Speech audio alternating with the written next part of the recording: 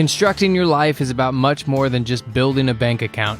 Each week, join real estate entrepreneur and mindset coach Austin Linney as he interviews guests who are constructing their dream lives and impacting the world around them on a daily basis. If you're an entrepreneur or wanting to start a business, or you just want to hear motivating stories of how others have overcome the odds, you are in the right place. And now for your host, Austin Linney.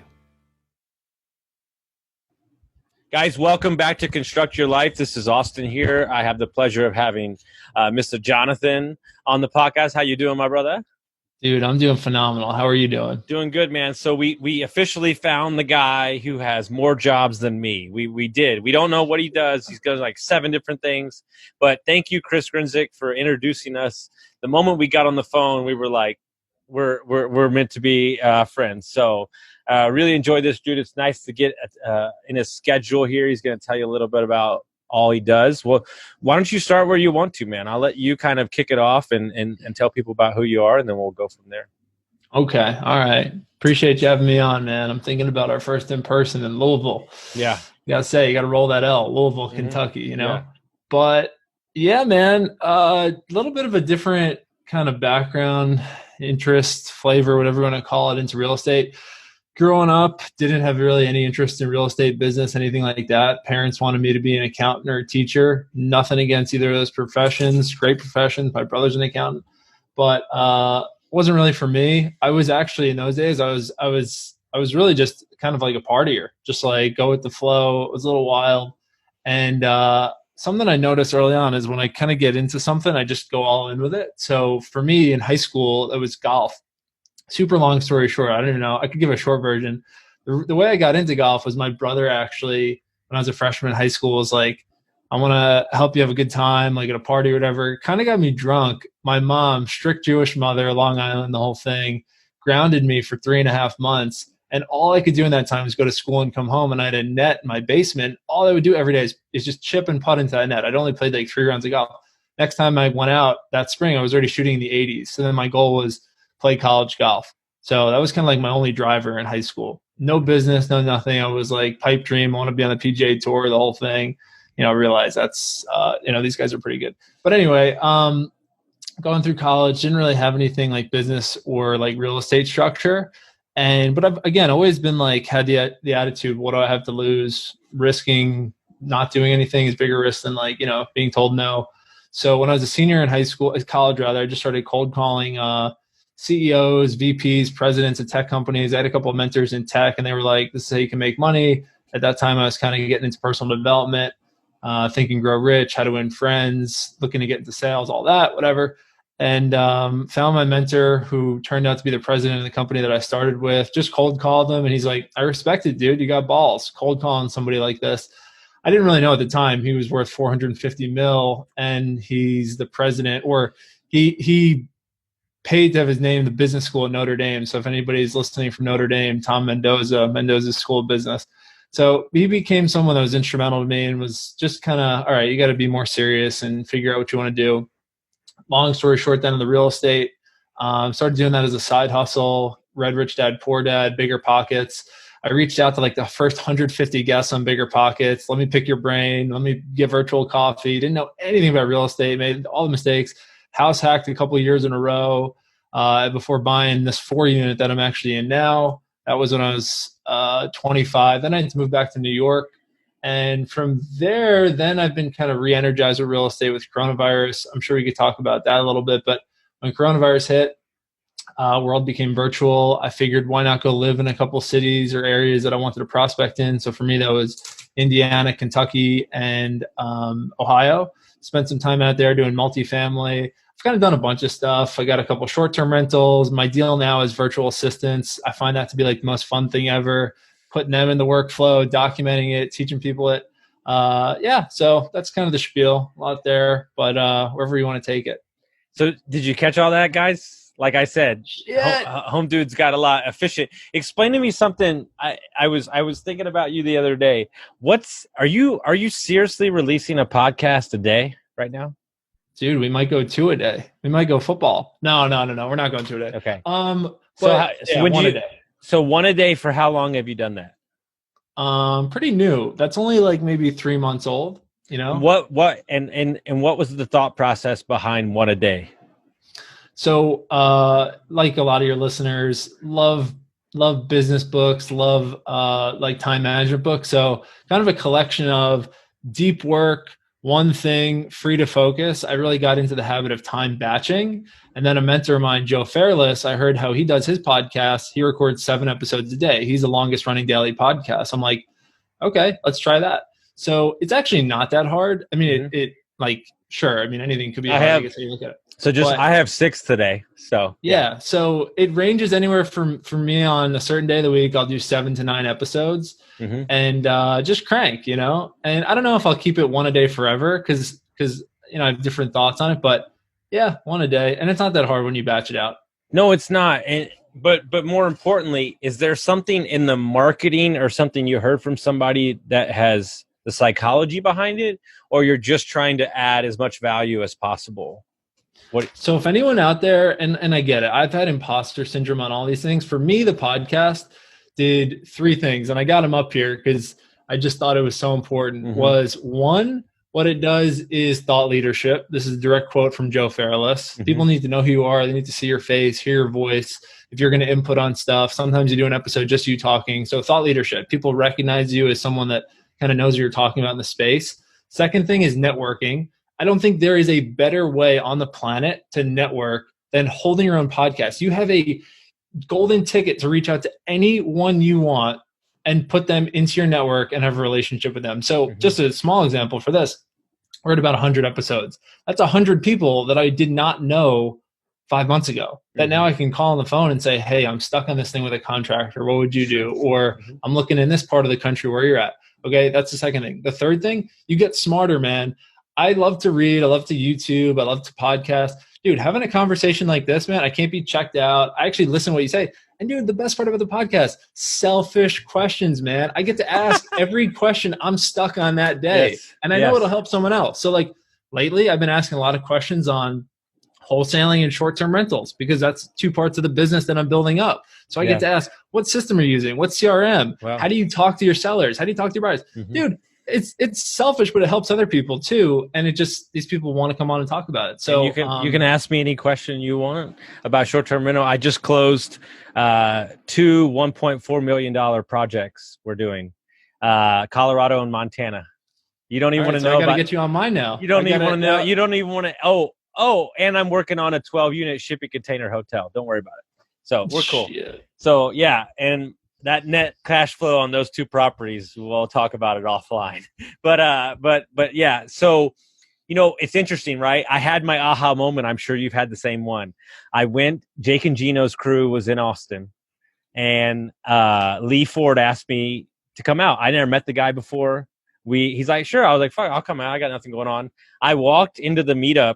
And 6 dudes I've never met from across the country in different states would go, oh, you're the guy with Construct Your Life. And I was like, who that? I don't even know who you are. And then, dude, it truly is about, you know, expert secrets is what did it for me. You know, you have to put yourself up on a platform no matter where you are. And how I was talking to Austin Hartley today. He's got a podcast, and I said, isn't it cool to see how much of a loser you were on your first podcast? you're like, look at this guy. Who is that idiot? You know, but now, dude, I step into any podcast, any Zoom call, and there's such a freedom with sharing my story now because you've done this so many times. I don't even think about it anymore, right? I mean, there's so many ripple down effects, man. It's just people feel like they know you. You get better with processes. Like it's just. So yeah, I mean, there's a lot of benefits, but it's just a cool deal, man. I mean, I don't know if we would have fully connected without this sphere of media because that's 100%. I got closer with Chris from podcasting and then connected me with you. But something I want to make, I would love to hear your talk on this. And I was just talking to Bruce Peterson about this yesterday. Because of COVID and because of podcasts the way they are now, I think the general public are so much more comfortable with entering in a business relationship with somebody via Zoom than they ever been before. Have you ever thought about that? That it's changed? You know what just came to mind hearing you say that? I don't know if you heard of this guy. His name is Dan Locke, huge YouTuber. couple million followers, big business. And he said something which I thought was really interesting. It might have been before COVID, but he said, in order for people to spend $1,000 on your product, they need to consume at least 1 to 3 hours of your content. Holy shit. And I just thought that was really interesting because his whole thing is get content out, good quality content, and it makes people feel like they know you. It kind of vets people out at the top of the funnel if you are selling something or you are collaborating with people, because it's like a track record, man. I mean, how many people do you get on the phone with and they feel like they know you? Dude, I apologize. I apologize. I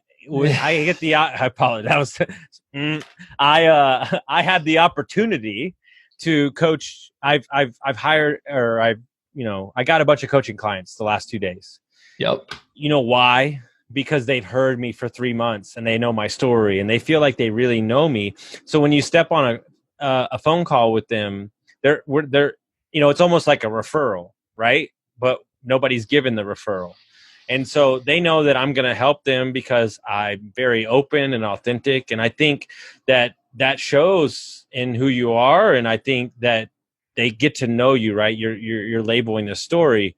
And so it's one of those things where I would, I almost look at the fact like, I wish I would have started so much sooner because I thought about it forever. And it was really a best conference ever where, you know what it was? Do you know what it did to me? There's all these investors everywhere. And you want to know who everybody talked to when people have podcasts.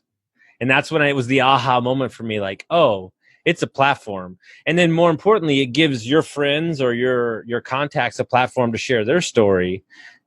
You know what I'm saying? So it's an amazing tool that I don't think I would ever go away from ever again. I enjoy it.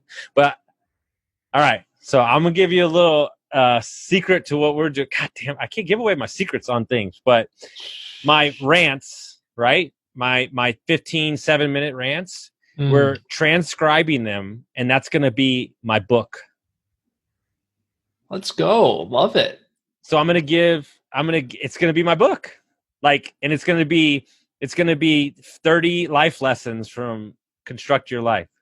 Dude, it's going to be 48 Laws of Linney. Yeah, exactly. And that's a scary book. Yeah. Dude, you're going to have to keep that out of prisons, the women and children's hands, but whatever, we'll do it. But what I want to do, because I'm even interested, because as we scale up the Airbnb business, I want to take my person that runs my day-to-day and move some of the operation over to the VAs.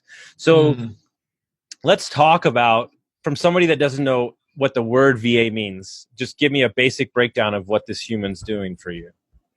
I'm glad you said human, because it is a human, man. It's a person that I think a lot of people, it's sort of cringeworthy when it's like, man, they're taking pride in calling this human a slave. That's their, I guess you have the right to do whatever you want, but okay, it's a person. They are virtual, which now we're all virtual. So it's kind of funny. Some of the people that help now for my podcast stuff and even my day-to-day stuff, they're virtual, but they're in Florida or they're in Texas. They're not in the Philippines. Like my cold callers are in the Philippines, but the other people aren't. So a virtual assistant is just an employee that is looking for contracted labor that you can find through servicing sites like Upwork, Fiverr, Freelancer, a couple others. And they can help you with tasks that you either don't like doing, you don't want to do. You can pay them on a task or a project basis. You can pay them on an hourly basis. And they can do work for you that probably wouldn't get done if it was up to you to do it. So they can be anywhere, and you find these people. If you have work that you want to do, they can do. But that's not the greatest thing, because I saw your post 2 days ago, right when you were going to bed. So explain, explain that, because that was like that opened it like blew my head backwards. So cool concept, and it's just. Like, again, I wasn't using virtual assistants a lot until this past year when I read a book that is my favorite book for 2020. It's called Free to Focus by Michael Hyatt. Okay. But basically what I posted that other night in this Facebook group that I run is I was going to bed. It was like midnight. Okay. And I had just given instructions with a tool called Loom. I want to break this down real simple. Loom is just a screen recording software. It's if you were doing anything on your screen, you could just send it to them and they could see. It's very easy. It's like a clean way to do it. They like it that way too. So anyway, I was going to bed And this person's in the Philippines, different time zone, different part of the world, gave them instructions. And it just kind of hit me. Sometimes, I have these moments where it's like, wow, that actually is cool. We take it for granted, all these little things and tools.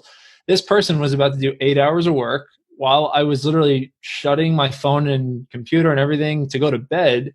And you could wake up, this work is being done while you sleep, and you wake up and you have this entire project done, 8 hours of whatever you needed help with. And it just, how powerful is that? Like I heard Grant Cardone say this, and it really stuck with me too, with working with leverage, that, you hear the expression, Bill Gates, Warren Buffett, we all have 24 hours in a day.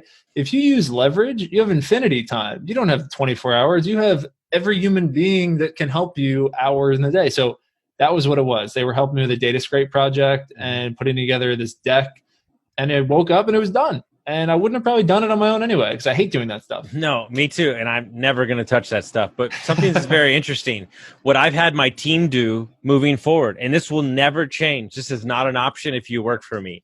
When you do a task, you record what you're doing and you put it in a folder.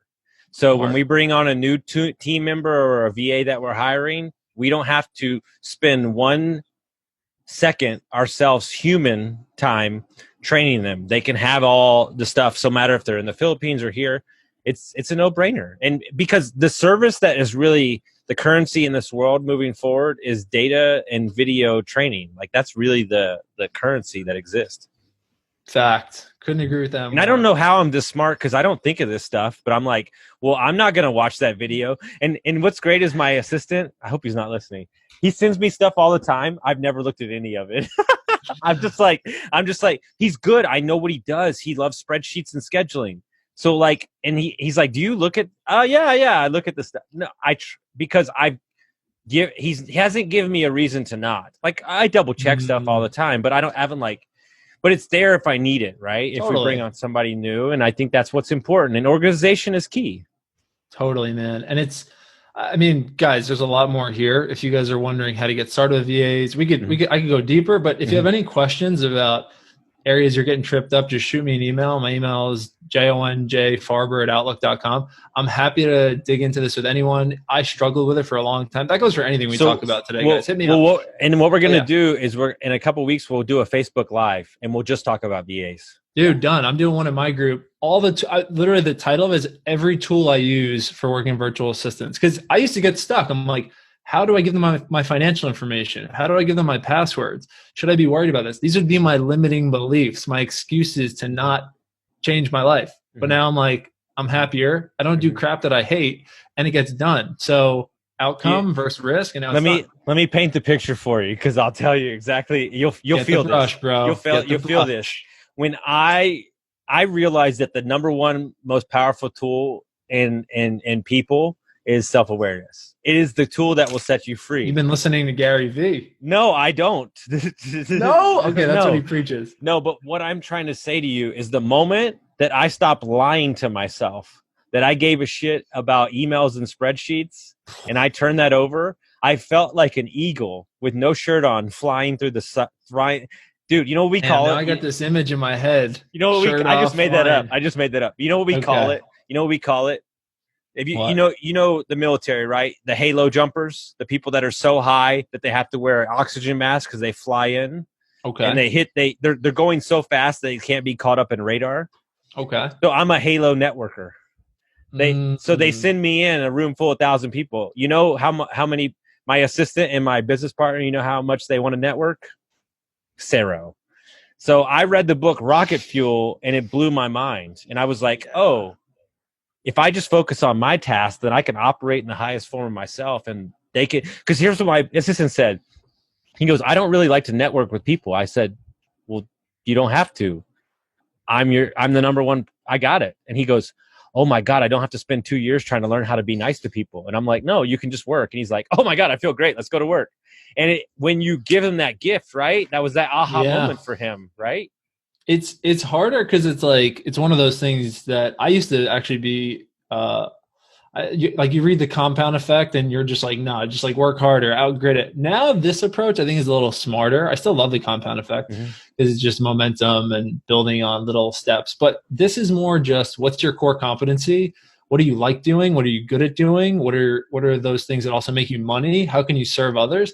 And I needed to get my head around it, that some people, they like doing certain things. They're good at doing certain things. It's just, we can't see it because it's in their head. It's not like me telling you to dunk a basketball and you're not 6'8". Like that I could see. Maybe you can dunk. I don't know. But anyway, it's like, these are all things, we all have skill sets. It's just not apparent because someone can't see it. But also I feel like people fudge it a little. They're like, I'm this great this, or I'm not good at this. And it's hard to confuse, I think, laziness with not your core skill set. And then there's also the other part of it that people are like, well, maybe you can get good at that. But there's some things that I think we would both agree they're not worth getting good at. We don't want to get good at them. And it's just, we have a higher and best use, and it's not that. I have a great friend. He said, I interviewed him, Casey Gray, on the podcast. He's a builder in Canada. He said, why would I spend time strengthening my weaknesses? Doesn't make any sense. But more importantly, you know what I do? Anybody that works for me, any coaching clients, I make them take a personality test. Yeah. So I know exactly how to get the most out of that person and how I can communicate with them. Because I'll tell you this right now. The number one issue in relationships with family, spouses, work, boss, employees is we as humans do not communicate properly. And when your team doesn't understand the concept you're trying to get across, you as a leader have failed them in communicating the idea properly. It's plain and simple. That could be a whole episode in itself, man. That's and vivid vision. When I read that book, I paint a picture better than anybody because I'm selling the whole thing. They're buying in with me here, knowing that in a year I'm gonna reward them because I'm not in it for the money. I'm in it to see them succeed, and because that's my focus, I'm not worried about little things that would trip up a normal person, right? Yeah. And that's the same thing when you single family invest and multifamily invest. You know, you're saying, well, I know, but just buy the 100 unit, right? Lock in management, and then you can move on to the other 100 unit. And then when you buy the 100 unit, you're like, that wasn't that hard.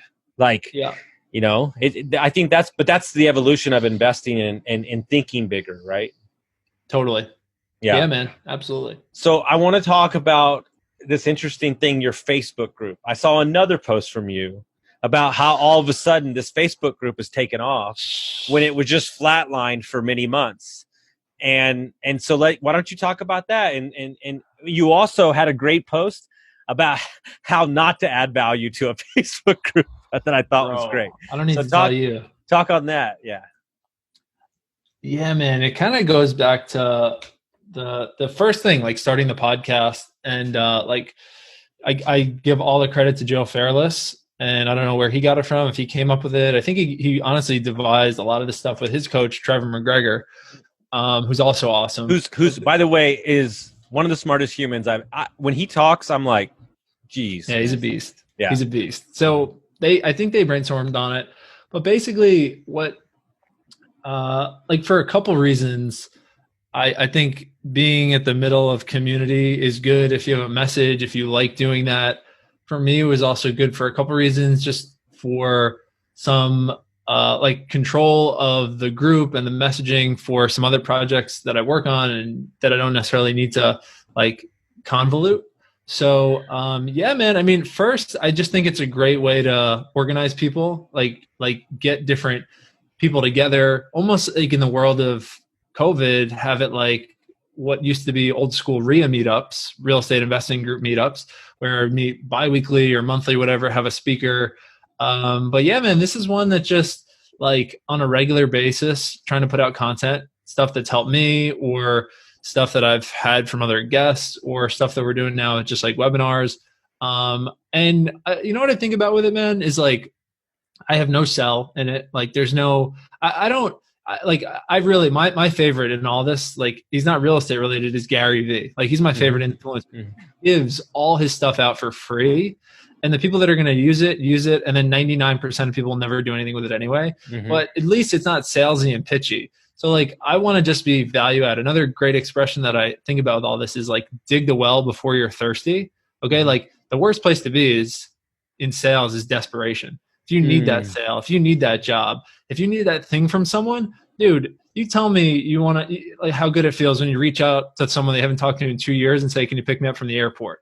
Not good. So like, I want continuous value add. So the day that I may have something, or if I don't, fine, but at least it gives me a lot of satisfaction back. But just regular value add, we do giveaways and we do stuff to get people started. I put all my tools in there. I do trainings on VAs and stuff.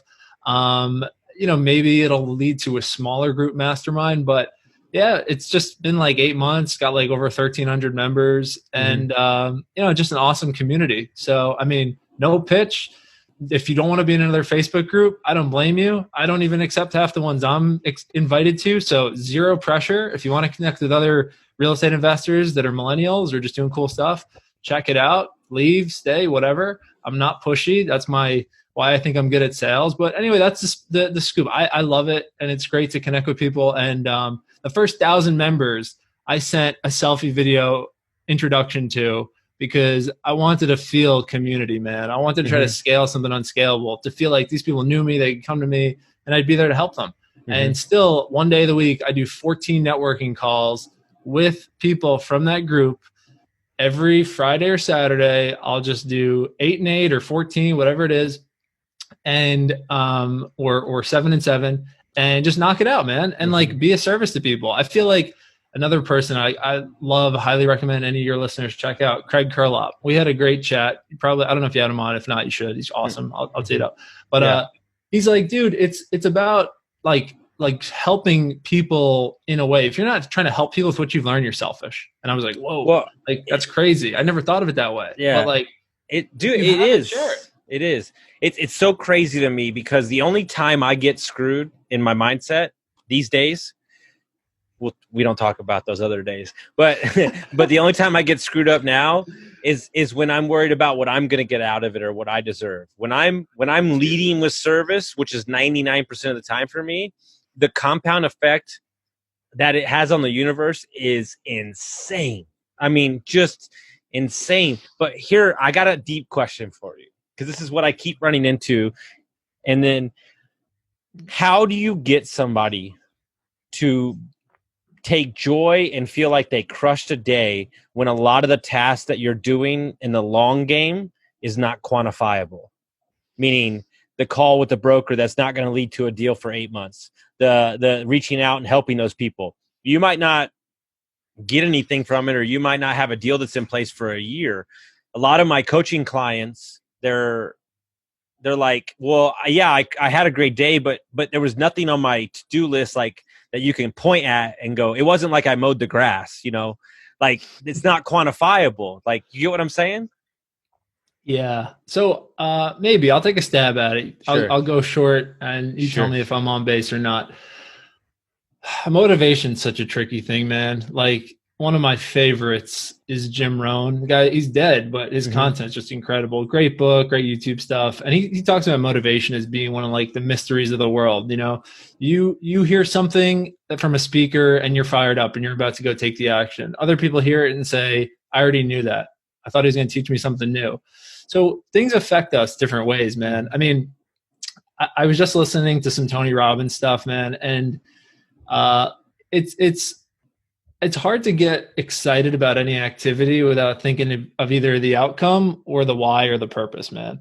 And they could be connected. They could be the same thing. Outcome could be more or less objective based. Like, I want to get this house. Your why could be because your dad told you sucked and you were never going to be anything. Whatever you need, whatever fuel you have. Then, I mean, as far as tracking it, it's leads and lag measures, man. Like, it's you getting excited about tracking the things that you can control that aren't outcome based is the whole game. Getting excited about the I don't even know if Jerry Seinfeld made it up. I heard that I actually didn't, of checking an X through every day on the calendar, and you see it, something visual. And like, for people that are asking me how to get started in real estate, I say these are the two things: analyze a deal a day, make one offer a week. You will get a deal done, and if it sucks and you keep doing that, you'll learn. And if not, then you definitely didn't do something that was like part of the process. So like, it's not outcome based, man. Like, it's, I think, one of those things that you either can learn to embrace the process, man, and really believe the obstacle is the way, And it's not like I'll be happy when I get this deal. It's I'm happy with what I'm doing and I like what I'm doing and I'm doing with cool people and just embracing the suck, man. David Goggins, like you got to lean in. It's just not going to be you get your deal on your first day. Like this is, I know, a little airy fairy, a little motivational, but like it's true, man. And it becomes more fun. And I guess the only other thing that I would say with it is you build momentum. You know, the more you do it, the more you acknowledge your wins. Something that's actually helped me. Okay, this actually might be tangible because I'm in the sky right now. Keeping a win board, man. Something I as high achievers, man. I mean, I'm not saying one. You might be one. I mean, I'd love to be one. But you know, it's like we always focus on the areas of improvement, the losses, what sucked, what didn't go well. Dude, I went like 2 months in a row. I'm like, I feel like I haven't moved the needle at all. And then I went back to my coach and my mastermind. They're like, well, we've been tracking this. You did this, this, and this, and like you're doing everything that we wanted. I was like, man, it doesn't feel like that. So something that's really helped me, I got it on my board here. Every week, small or big, I just write down wins.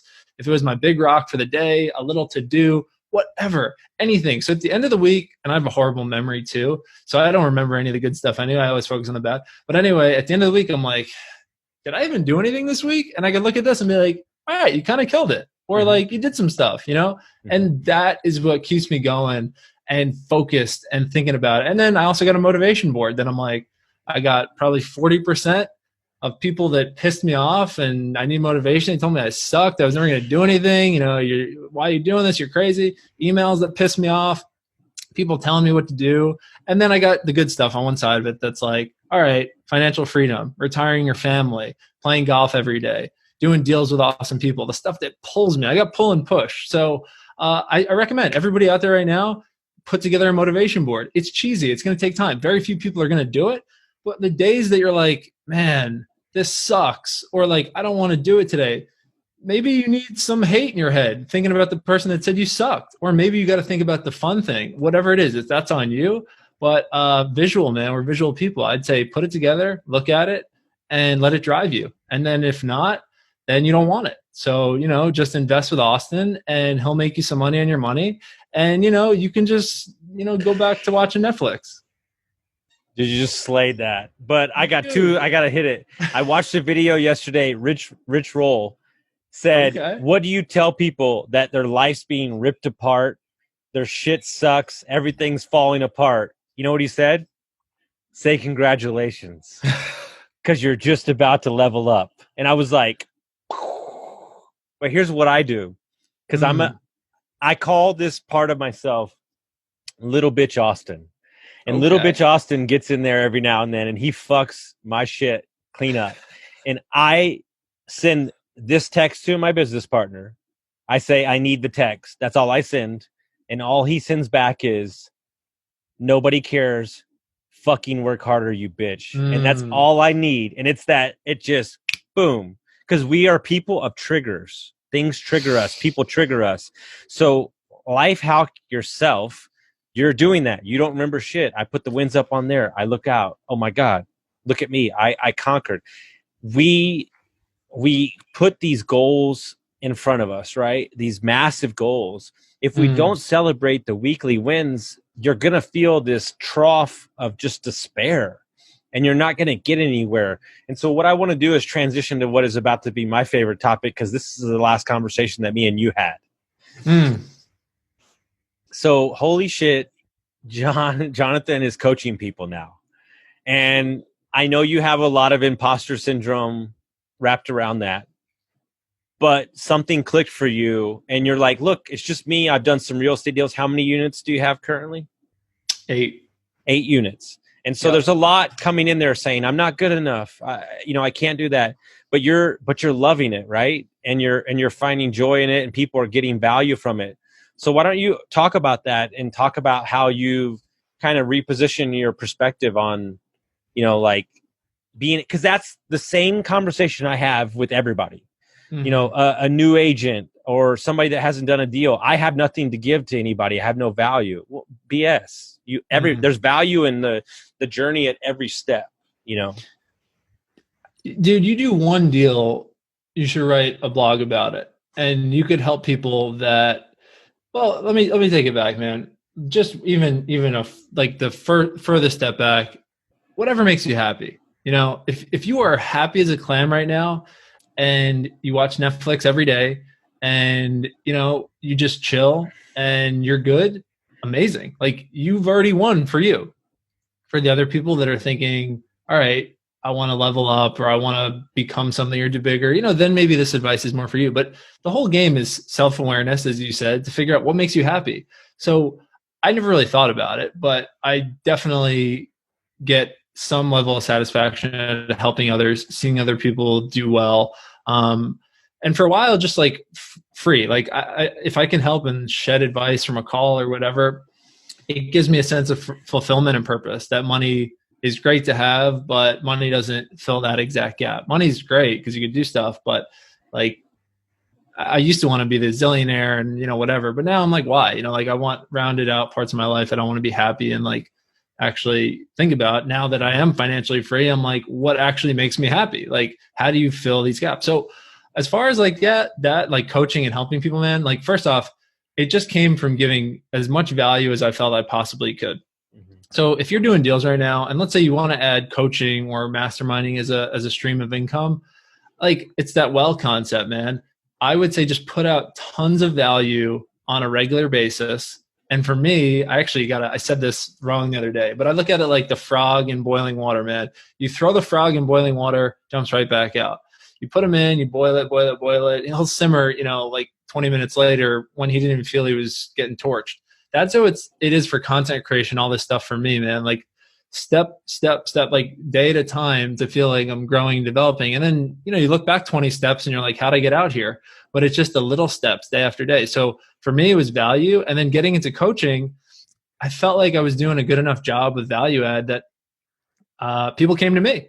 People just asked me if I could be their coach or be in a mastermind, which is how I started it. And still that's how it'll be. I'm not doing one-on-one stuff, but you know, for just like small group masterminds. And I also look at it like it's the cycle of life, man. I'm in masterminds. I have mentors. I have coaches.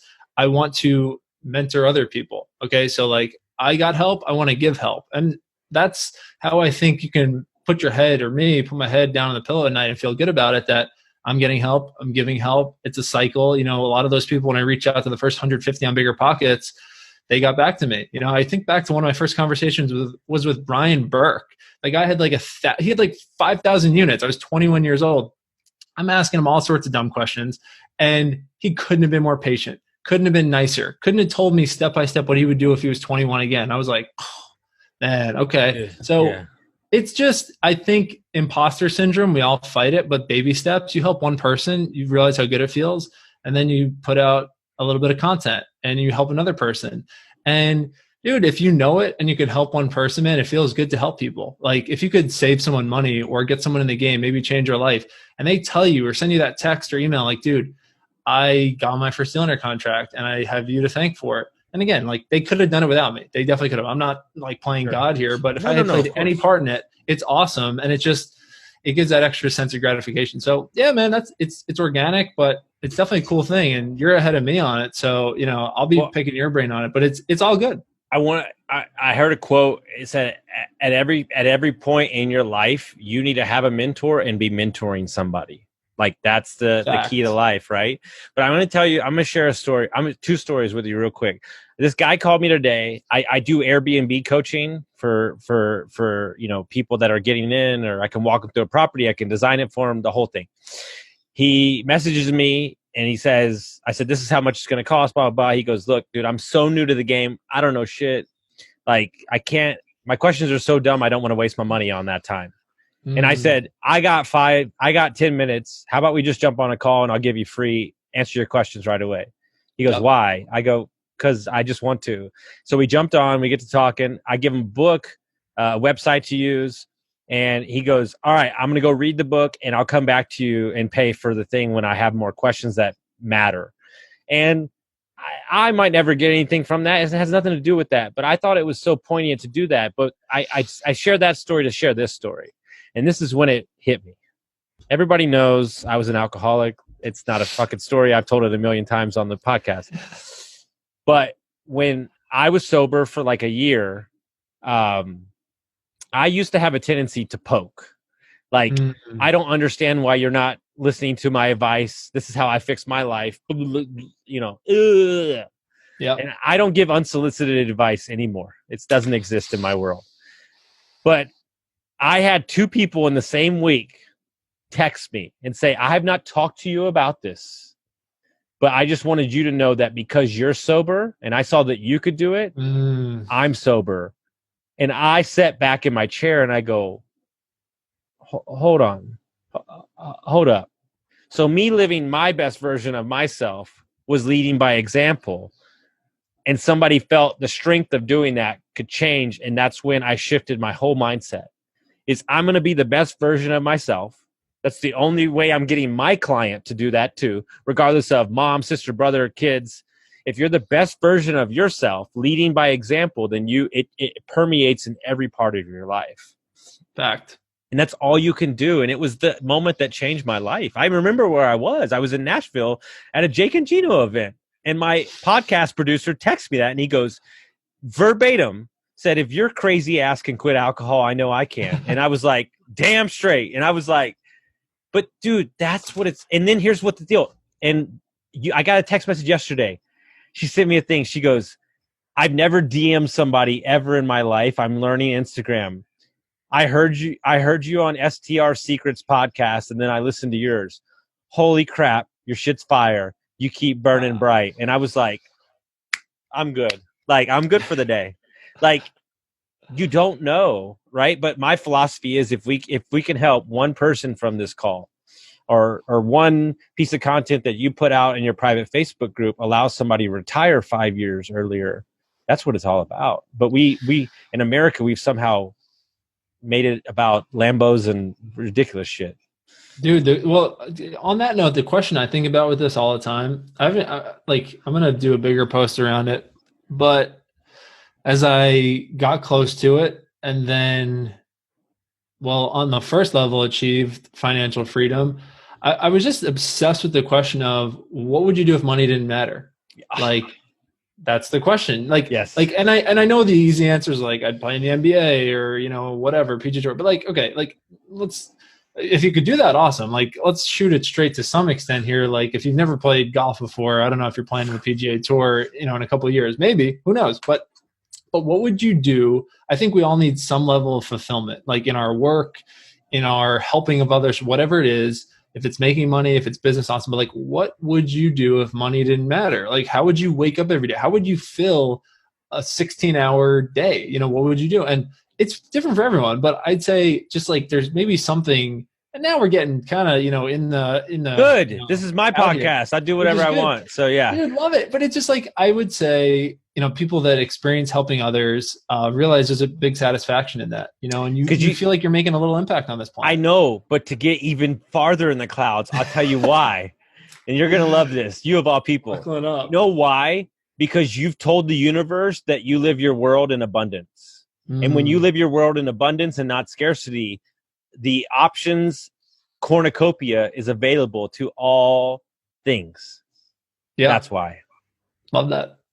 And but I lived in scarcity and victim mentality for 20 years. And that's why I'm so damn happy. Dude, I had lunch with Bruce Peterson yesterday. He said, I don't care if somebody ran my car and totaled it. When I see somebody, they go, how you doing?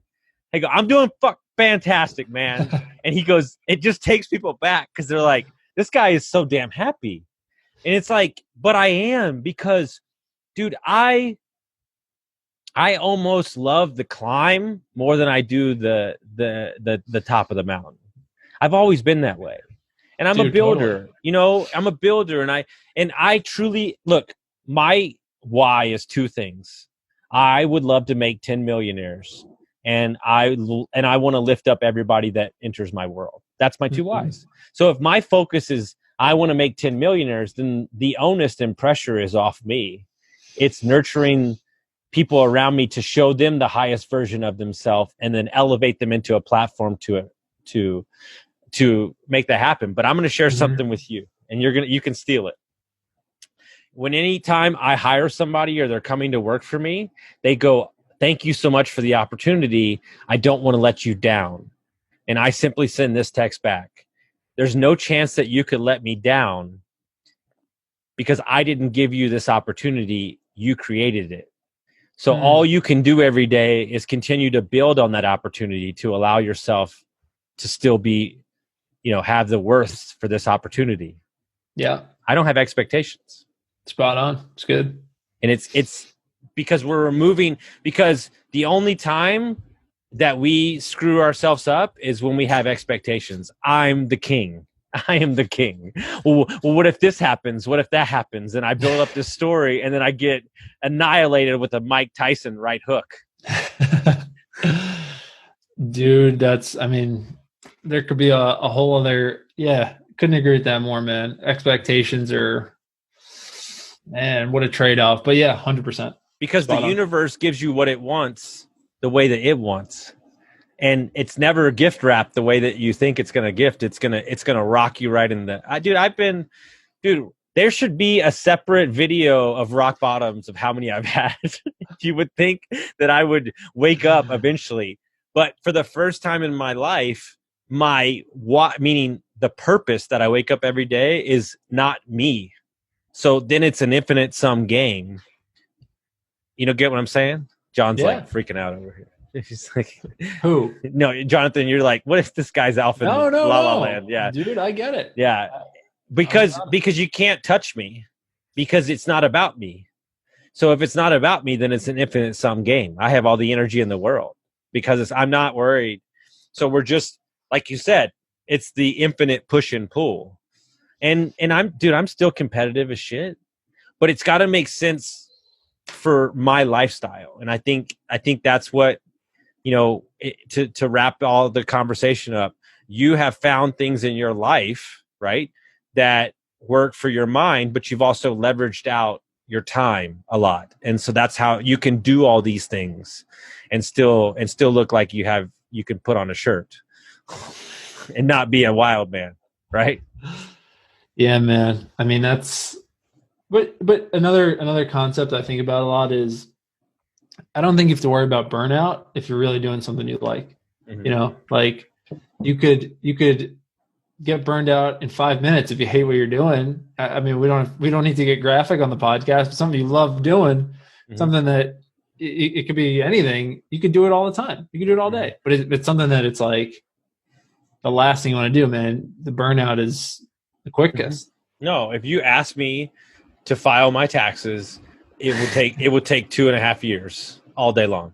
I literally I have no patience for it. But I want to be respectful of your time. I'm sure you have 9 other podcasts to go on. So how do people find out about you? We're going to do a Facebook Live soon, so we'll talk about the VA stuff, guys. But how do people find out about you, and how do they find the mastermind and all that stuff? Main way, shoot me an email if you want to ever talk, is just jonjfarber@outlook.com. And then Instagram, JONJFARB, and Facebook, Jonathan Farber, and then the Facebook group is always a good way. But happy to connect with anyone. If we can get on the calendar, I'm happy to help in any way I can. No charge, nothing. Just if you have any questions on VAs, real estate, time management, whatever. Or if you want to tell me I sucked on this podcast, feel free to do that too. I'm always open to constructive criticism. It's my favorite. No, it's my favorite. No. Anyway, just anyway. I love connecting with new people. So, those are the best ways. No, man, we could go for like 4 hours. I thoroughly enjoyed this podcast. So guys, the best thing you can do is share this with your friends, send it out. That's all I ask for, is you just send it around so we can uplift everybody around us. And thank you so much, my brother. Dude, thank you. Appreciate it. Guys, check out Austin's content on all platforms. I'm serious. I've been following it for like 5 months, and he's just flooding the feed, man. So it's good stuff too. Dude, I tell the team, if you can wake up every day and know that Gary Vee's playing small, you got to get your shit together.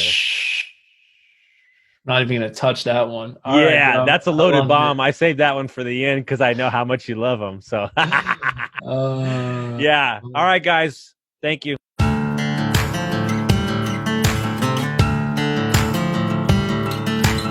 Thank you for listening to Construct Your Life with Austin Linney. If you enjoyed this episode, be sure to rate, review, subscribe, and pay it forward by sharing with a friend.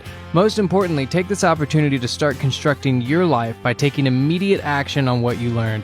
For show notes, resources, and more information on one-on-one coaching with Austin, visit constructyourlifepodcast.com.